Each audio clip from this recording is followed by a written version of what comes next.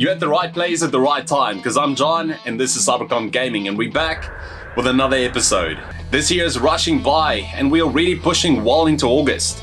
With all the recent events, games and announcements, we feel like this might just be another great year for gaming.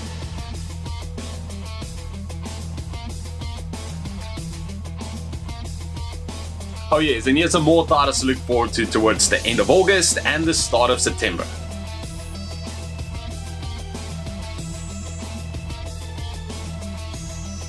E3 came and went, and it's since been a couple of months, but the official announcement and more information surrounding the new Xbox console just confirmed one thing: that console gaming is growing from strength to strength. The PlayStation 4 and Xbox One and Nintendo Switch has been the biggest selling consoles of this generation, accounting for around over 175 million sales together. But it comes down to the next gen, and more specifically the PlayStation 5 and the Xbox Scarlet, with the release period set for the holiday window of 2020. Here's what we know so far. In terms of performance, there's some speculation that the PlayStation 5 will be using AMD chips across the board, which includes an 8-core CPU running on a modified version of the Ryzen line. Which, assuming that the processor is similar in power to the AMD's Ryzen 7 line, this can mean that it's about twice the maximum clocking of the PlayStation 4 Pro. The PlayStation 5's GPU will also be from AMD, based on the Radeon Navi line, and will support the resource-intensive process known as ray tracing. Both Microsoft and Sony are flaunting the ability to produce 8K visuals, together with using GDDR6 RAM for memory. The long and short is this: the next generation Xbox console is using pretty similar tech to what Sony's using from the PlayStation 5 and vice versa. But yes, let us know in the comments below what you guys think. We believe the 9th gen consoles will not only serve the gaming community well, but will also help unify both spectrums, especially with the Sony and Microsoft partnership. So covering this week in gaming, with the 9th gen consoles in the works and all the hype around it, this week we wanted to take a trip down memory lane and discuss the evolution of console gaming, but also specifically look at the history of Xbox, before we then close with a game of the week. All and much more, this is CyberCom Gaming.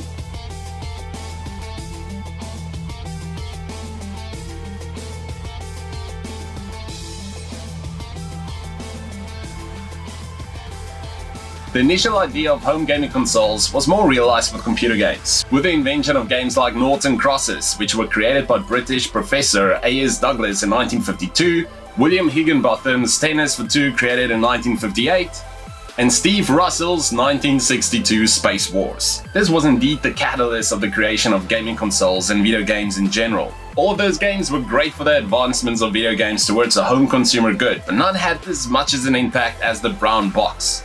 Originally named TV Game Unit #7, Ralph Baers and his co-workers at Sanders Associates created a prototype for the first ever video game console.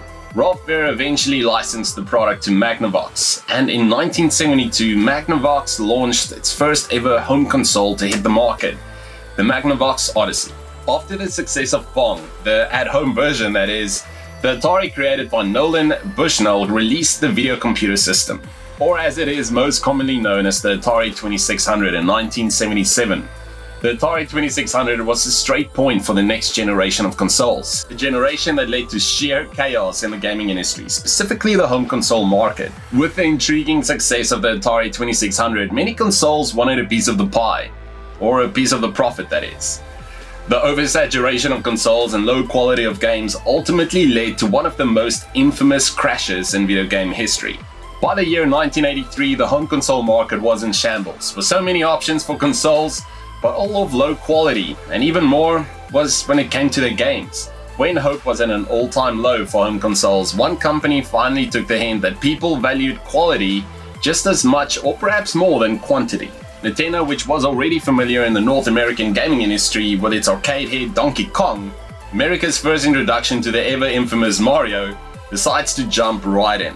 In fact, in its early marketing, Nintendo avoided using the term video game because it would shy away consumers. This is also why the name of the console has Entertainment System, as they wanted it to be perceived as a more sophisticated piece of technology.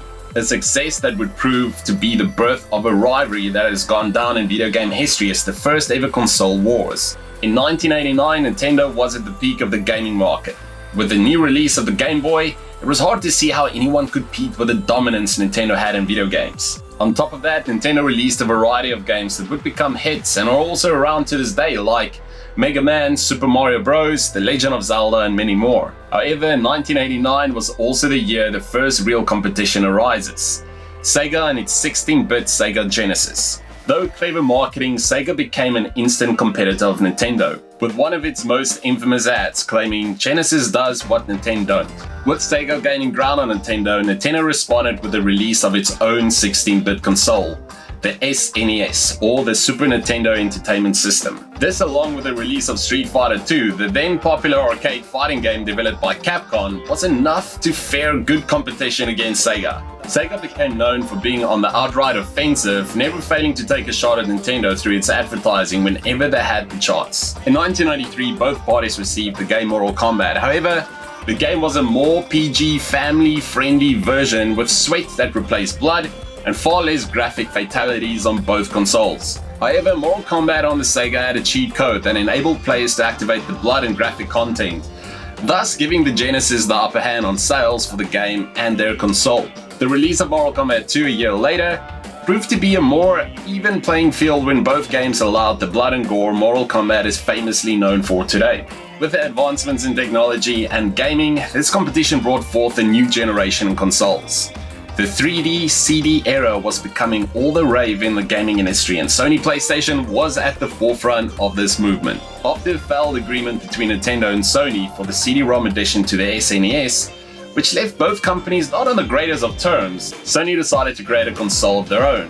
The PlayStation was released in 1995, although it was not the first console to release with the innovative CD capabilities. The Sega managed to release its own Sega Saturn system a couple of months earlier than the PlayStation, but ultimately it was a failure and marked the beginning of the end for Sega in the console business. The PlayStation, although it released months after the Saturn, had a cost of about $100 cheaper than the Saturn, which gave it a significant advantage. A year later, Nintendo introduced its newest addition to the franchise, the Nintendo 64. The most notable changes to the console were the addition for up to 4 controllers for multiplayer capabilities, and a new controller which featured a joystick, making it easier to move in 3D games. In total, the PlayStation managed to sell well over 102 million units, making it a massive success for the newcomers in the gaming industry. Sony continued its success into the next generation of consoles. The PlayStation 2 released in the year 2000, which became the best-selling console of all time with a whopping 150 million units sold. The PlayStation 2 was the first console to support DVD, which was a new technology at the time. The PlayStation also had great game title support, with exclusives like Grand Theft Auto and Gran Turismo, and it once again had huge third-party support from game developers. Yes, the home console market was dominated by the powerful PlayStation 2. This was about back in 2001, in a time when the world of gaming was fairly a different place. Nintendo launched the GameCube and the Dreamcast, was setting up a leading wave for Sega. But all of this changed in November of that year when Microsoft launched PlayStation's kryptonite, the Xbox. See, when Microsoft launched its Xbox on 15 November 2001, it was far from a guaranteed success. The software giant did have some gaming experience through the PC, but despite some impressive hardware, few believed that the console could truly compete with a brand like PlayStation. However, Microsoft had a few tricks up its sleeve that would convert an idea they first publicly touted back in 1999 into one of its best-known products.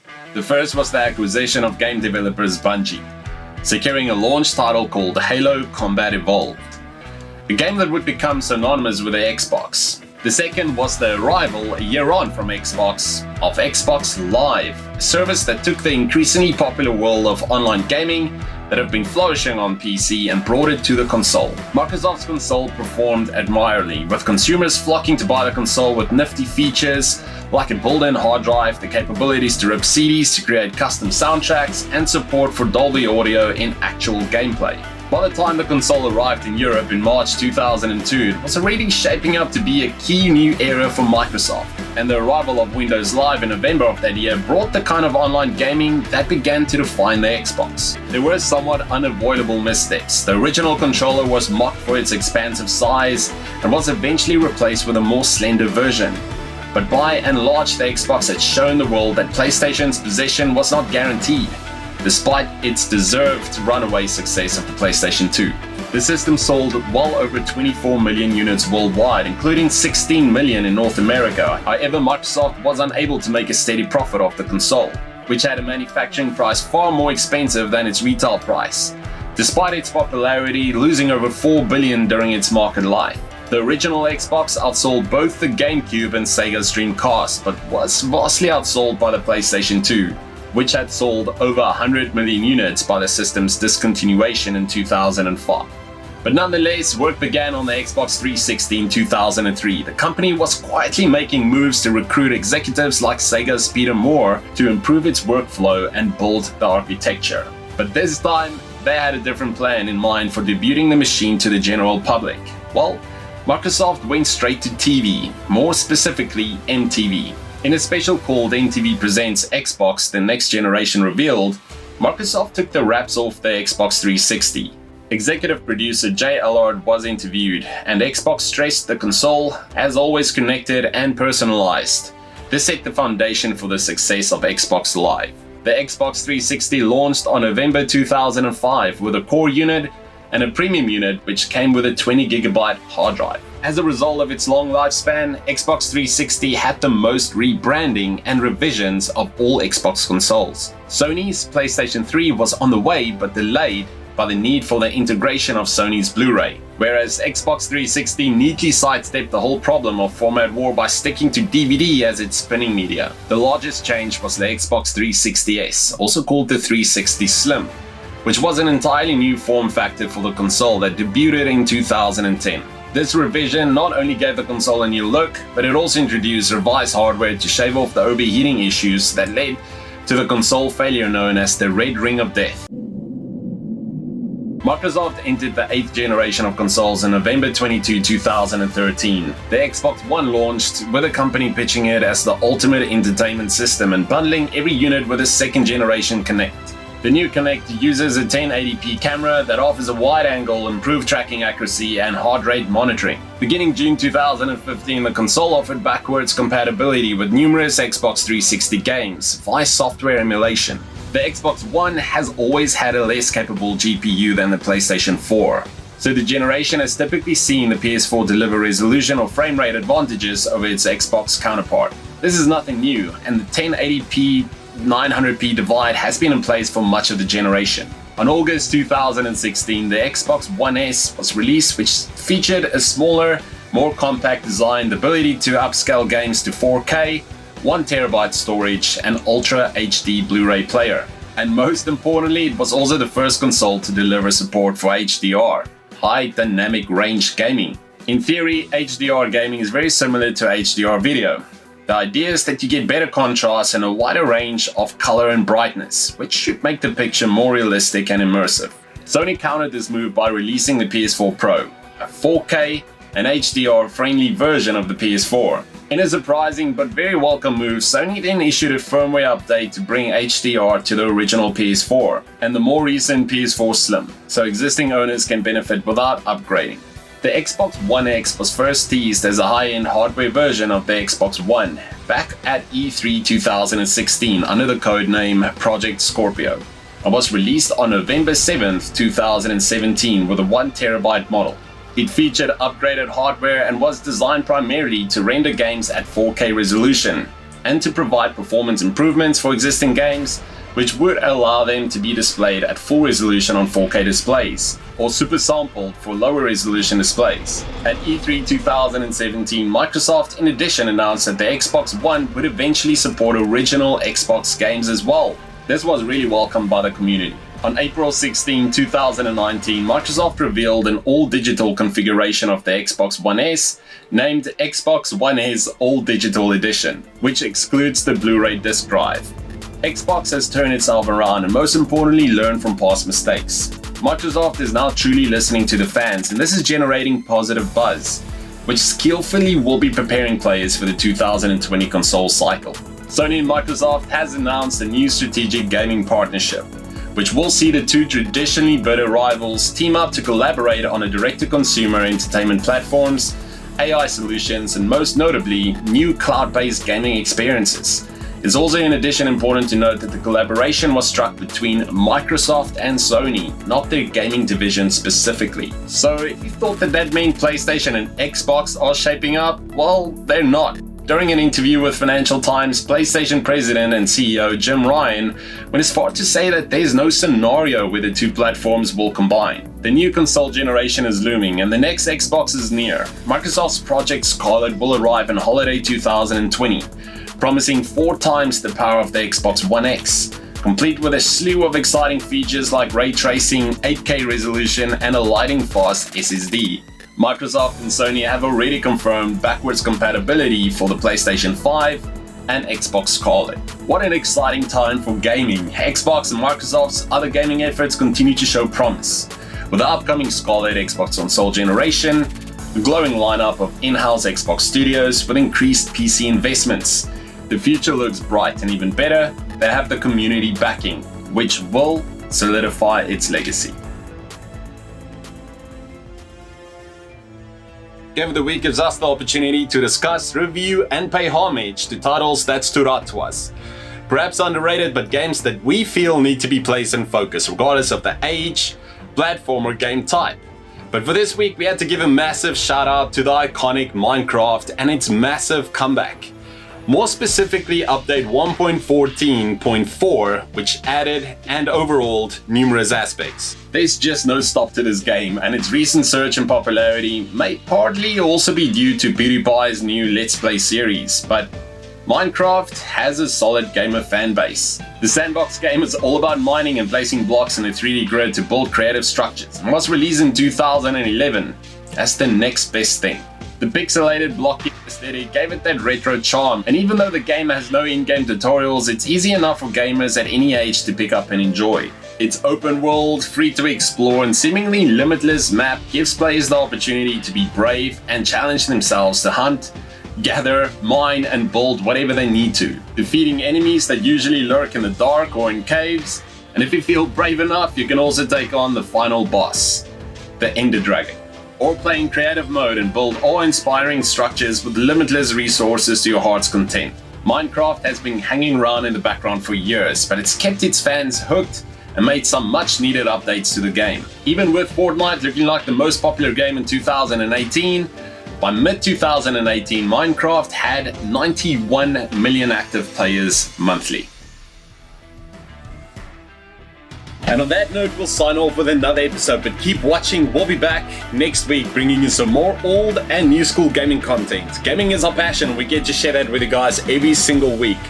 Thank you so much for the support and feedback. If you've liked this video, please consider hitting that like button, and if not already subscribed and you feel like we've earned your subscription, then please consider subscribing for future uploads.